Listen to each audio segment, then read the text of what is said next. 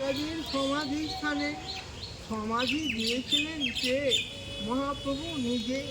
তাকে দিয়েছিলেন চাঁদ কাজী নামক ওই ভদ্রলোককে মৃত্যুর পরে নিজে হাতে মাটি দিয়ে সমাধি দিয়েছিলেন।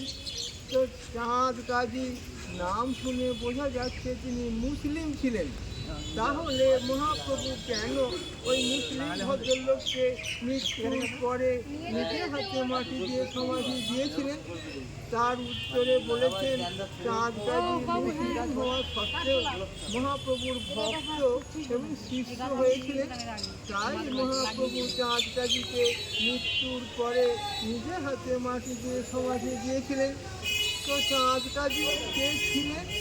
ভাগবতে বিশ্বাসী হলে ভাগবতে বলেছে চাঁদ কাজী ছিলেন দ্বাপর যুগে মথুরার রাজা কংস মহারাজ। সেই কংস মহারাজের জৈববাণী ছিল কৃষ্ণ ভগবানের হাতে ওনার মৃত্যু হবে। তাই মৃত্যু ভয়ে ভীত হয়ে কংস মহারাজ কৃষ্ণ ভগবানকে মেরে ফেলার জন্য অঘাসুর, বকাসুর, তৃণাবর্ত, পুতনা এই সমস্ত অসুরদের দ্বারা কৃষ্ণ ভগবানকে মেরে ফেলার চক্রান্ত করেছিল, যেটা টিভির পর্দায় আমরা দেখে থাকি। কিন্তু ভগবানের ক্ষতি করা মানুষের অসাধ্য ব্যাপার। তাই কংস মহারাজ কৃষ্ণ ভগবানের কোনো ক্ষতি করতে পারেনি। তখন কৃষ্ণ ভগবান কংস মহারাজকে বলেছিলেন, সম্পর্কে তুমি তো আমার মামা হও, তথাপিও চিনতে না পেরে মেরে ফেলার চক্রান্ত করলে। কী করে মামা হলো?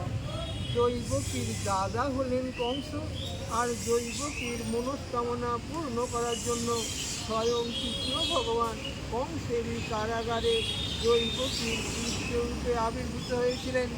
যে দিনটা আমরা জন্মাষ্টমী উপলক্ষে পালন করি, তাহলে সম্পর্কে মামা ভাগ্নে হলো, তথাপিও চিনতে না পেরে মেরে ফেলার চক্রান্ত করলে।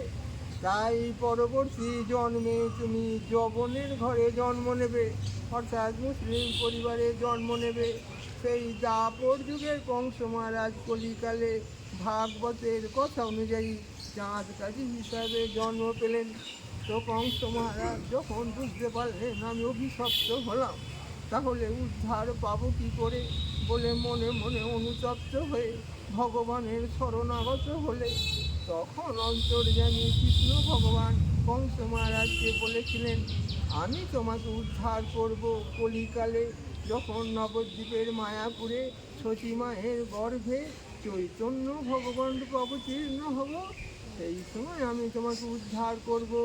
সেই চৈতন্য ভগবান চাঁদ কাজীকে হরি নাম মন্ত্র দিয়ে ভক্ত শিষ্য করে উদ্ধার করেছিলেন, আর আশীর্বাদ করে বলেছিলেন, তুমি যবন হয়ে মুসলিম হয়ে আমার ভক্ত এবং শিষ্য হলে, তাই তোমার নাম যাতে জগতে অমর হয়ে থাকে, তার ব্যবস্থা হিসাবে তোমার মৃত্যুর পর আমি নিজে হাতে মাটি দিয়ে সমাধি দেব, আর সমাধির ওপরে একটা গোলক চাপা গাছ বসিয়ে যাব, যে গাছের ফুল সারা বছর ধরে আমার আশীর্বাদ স্বরূপ তোমার ওই সমাধিতে ঝরে পড়বে। এই সেই গোলক চাপা গাছ, যার বয়স বিগত দোল পূর্ণিমাকে 525 বছরে পড়েছে। এই হচ্ছে এখানকার সংক্ষিপ্ত কাহিনী। জয় মহাপ্রভু কি জয়।